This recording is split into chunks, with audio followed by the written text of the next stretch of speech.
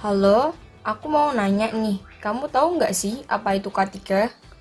Tahu dong, K3 itu keselamatan dan kesehatan kerja.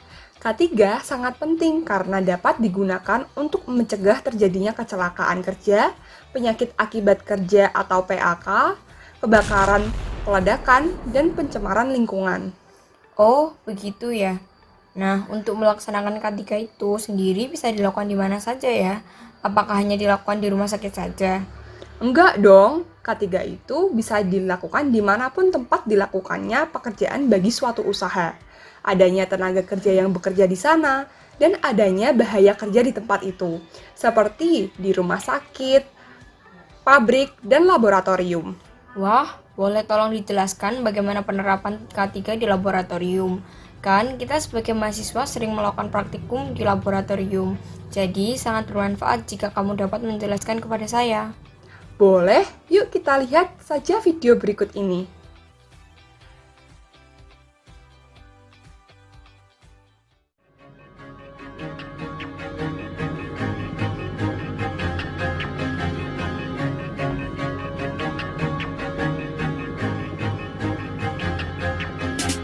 Oh shit, shake that ass, mama, moving like a gypsy. Stop, fall back, get up now, let me see it.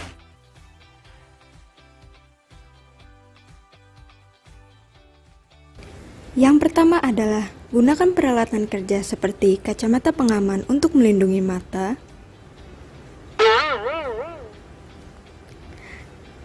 jas laboratorium untuk melindungi pakaian,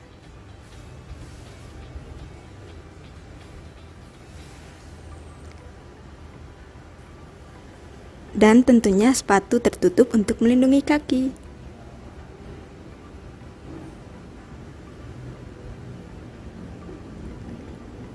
Yang kedua, dilarang memakai perhiasan yang dapat rusak karena bahan kimia.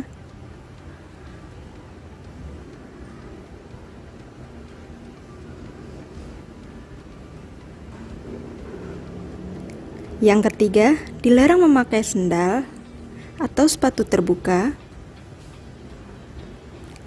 atau sepatu berhak tinggi bagi wanita. Yang keempat, wanita atau pria yang berambut panjang harus diikat. Ya, seperti video ini, gimana cara mengikat rambut. Boleh juga dikepang, tapi ini opsional ya.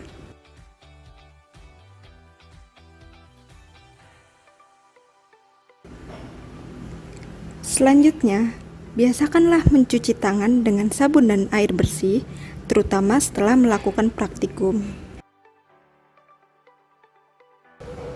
Cuci tangan hingga ke sela-sela jari ya.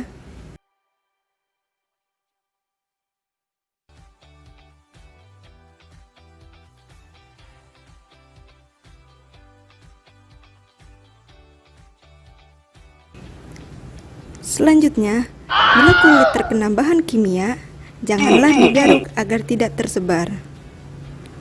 Yang terakhir, bila terjadi kecelakaan, salah. Maksud saya bukan kecelakaan mobil atau kecelakaan kendaraan.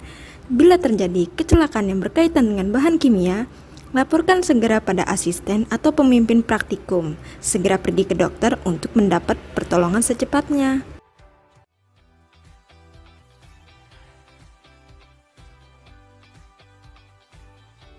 Nah, yang ketiga yaitu cara mencium cairan kimia yang benar.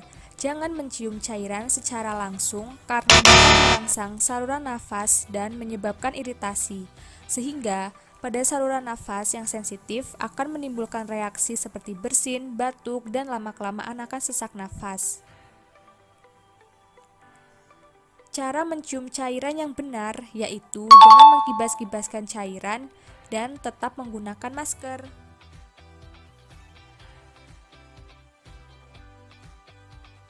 Hal selanjutnya yang harus diperhatikan untuk menjaga keselamatan dan kesehatan kerja di laboratorium adalah waspada tumpahan cairan atau bahan kimia. Bila terkena tumpahan bahan kimia, maka perhatikan hal-hal berikut ini. Pertama, jangan panik. Kedua, apabila terkena cairan bahan kimia di kulit, misalnya seperti metanol, maka segera basuh dengan air mengalir. Ketiga, jangan pernah digaruk, supaya cairan tersebut tidak menyebar atau merata.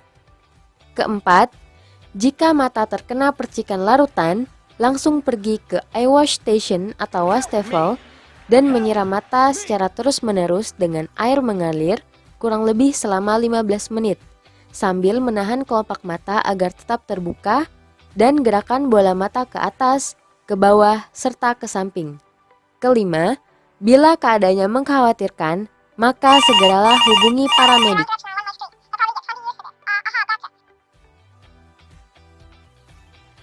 Nah, lalu untuk yang kelima adalah dilarang untuk mencicipi bahan kimia.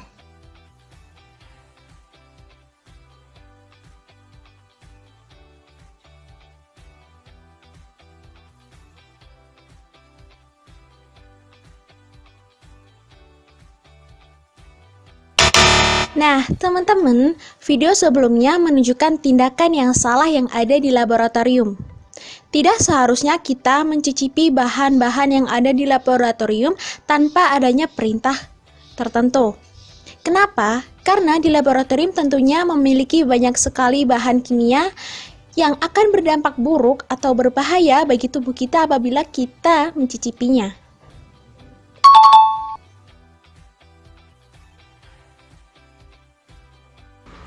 Yang terakhir adalah cara mencuci alat laboratorium. Setelah melakukan praktikum, cairan yang tadi digunakan harus dibuang agar tidak menyebabkan penggunaan ulang. Kemudian, bilas alat praktikum tadi dengan air yang mengalir. Lalu, gunakan sabun dan bersihkan bagian luar dan dalam alat menggunakan sikat.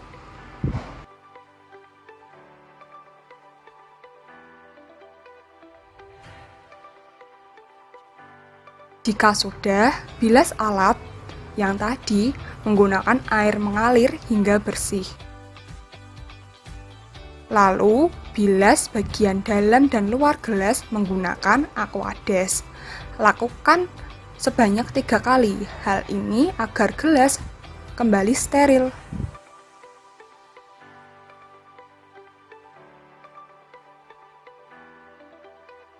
Setelah selesai, letakkan alat di atas lap kering dan tunggu hingga alat mengering. Nah, itu tadi bagaimana penerapan K3 di laboratorium. Kita harus mengikuti K3 agar kita terhindar dari kecelakaan saat bekerja. Oh, begitu ya. Baiklah, aku bakal menerapkan K3 dimanapun aku bekerja. Terima kasih atas informasinya. Sama-sama.